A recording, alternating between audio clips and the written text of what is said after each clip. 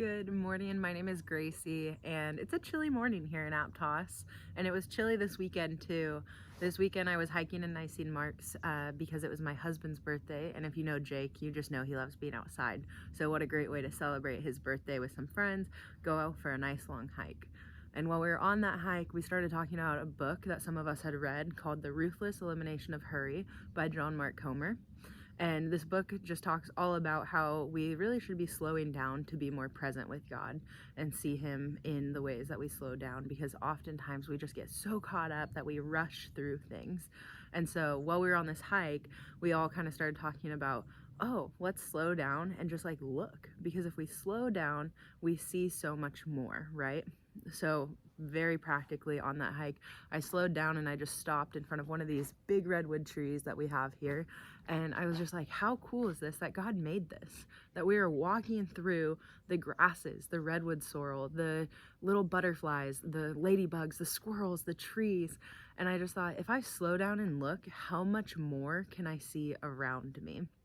And then last night at youth group, I was reminded of this because I was talking to our students about sharing what God is doing in your lives and how you see Him as an encouragement. Because in Matthew chapter 5, Jesus tells us that we are the light of the world, that we should be sharing it with other people.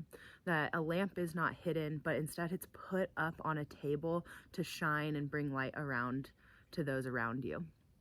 And so I was just thinking about that, of practically, if we slow down, we're aware of more. If we slow down, we can see and pay attention to where God and how He's working in our lives more. But then also reading those verses in Matthew, it reminded me that we have that call as Christians to share what God is doing in our lives with other people, because it's true, God is working in your life, whether you see it or not, or whether you feel it or not. But a lot of times when we look back on our life, we can see where God's hand has been orchestrating all these things in our lives. And so as I'm going into the rest of this week, I'm just trying to remind myself to slow down and ask, where can I see God in this? And also, I'm reminded to share that with people when I do see Him and when I do have those moments, to hopefully encourage them, but also because I know that when people tell me that, it's really encouraging to me to hear other people's stories of faith and where they've seen God show up and how they're connecting with Him and seeing Him work in their lives. Because sometimes we need that. That's what being a part of a community of believers is about, is encouraging one another and walking through all the things of life together.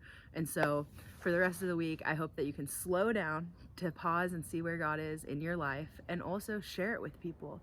Encourage them, tell them stories about how God is showing up to be with you and meet you where you are.